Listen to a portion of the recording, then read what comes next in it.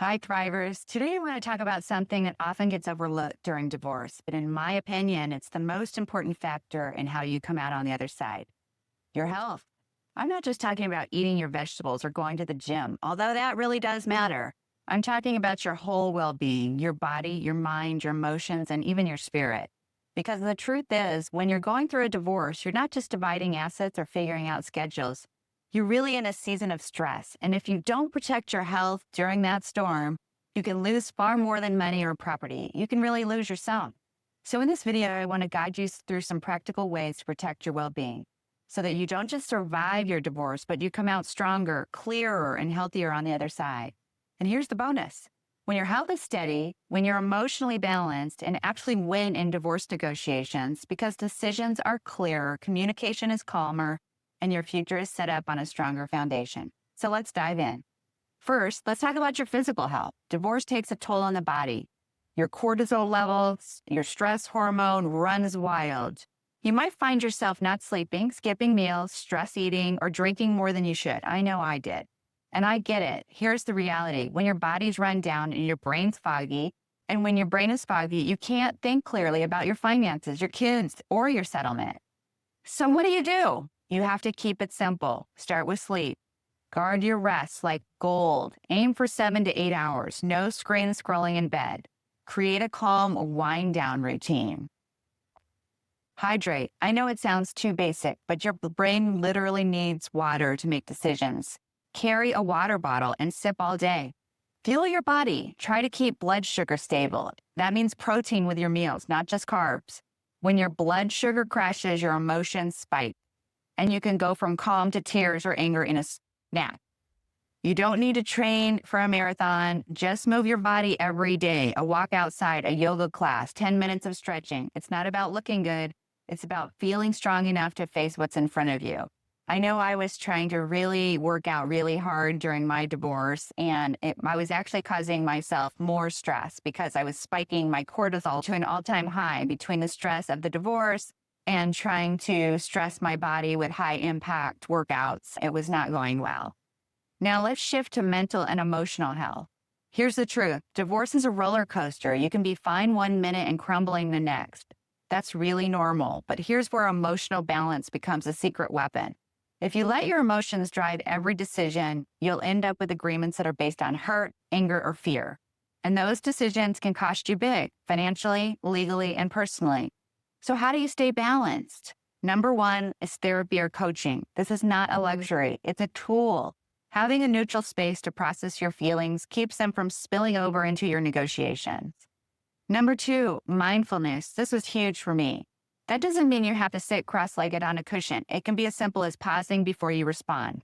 Taking 3 deep breaths. Ask yourself, am I reacting out of emotion or responding with clarity?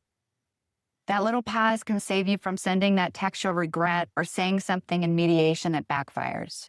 Number 3, protect your circle. Limit the people who pour negativity into your life right now.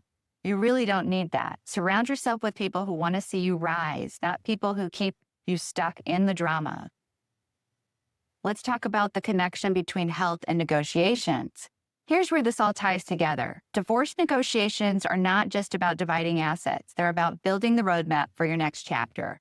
If you walk into those conversations exhausted, emotional, and reactive, you're going to be at a disadvantage. You might agree to terms you regret, or you might dig your heels in just to hurt the other person, which can really backfire on you. And when you show up rested, fueled, calm, and emotionally steady, you have the power of presence. You can listen better. You think strategically. You can see not just today, but 5 years from now. That's how you negotiate for your future, not just in the fight. I've seen it over and over. The people who take care of themselves during divorce come out with better settlements, less regret, and more peace. Not because the process was easy, but because they had the stamina and clarity to make wise decisions. So let me give you a few practical negotiation tips that connect directly to health. Never negotiate hungry or exhausted. If you have a mediation session, plan your meals, get good rest, and even schedule light movement beforehand to clear your head. Bring water. It sounds silly, but dehydration shows up as irritability and poor concentration.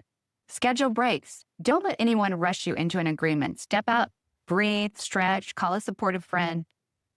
Remember the long game. A calm, steady you is much more persuasive than an angry, reactive you. Emotional stability wins in negotiations every time. Now let's talk about resilience. Protecting your health during your divorce isn't just about getting through the paperwork. It's about building resilience for your new life. Think of it like this. Divorce is the storm and your health is the anchor. If you stay anchored, the storm may shake you, but it won't sink you. So what's your anchor? Maybe it's a morning walk. Maybe it's journaling at night. Maybe it's leaning on your faith or meditating. Drop your comments in and let's have a conversation about this. It's really important for others to see that there is a way to calm their emotions. Maybe it's a weekly therapy session. Whatever it is, make it non-negotiable. Because here's the truth. The divorce will happen. The papers will be signed, but your body, your mind, your health, you carry that with you into the next chapter. And how you treat yourself now will determine how strong, how free, and how hopeful you feel on the other side. So let me leave you with this encouragement. You might feel broken right now. You might feel tired, unseen, or unsure how you're going to get through this. But I promise you, protecting your health is a path forward. It's how you reset, it's how you rebuild, and it's how you rise. So today, choose one thing to do before your health. Drink the water, go for the walk, call the therapist, write in your journal, go to bed early. Whatever it is, choose it. That one small step is not just self-care, it's self-protection. It's power. And when you show up healthy, balanced, and steady, you don't just get through your divorce, you thrive through it. And that's the win. That's what matters most. Thank you so much for spending this time with me today. If this resonated with you, I'd love for you to share this with someone who might need to hear it. And remember, you're stronger than you think, and your health is the foundation for everything ahead. So reset, rebuild, and rise.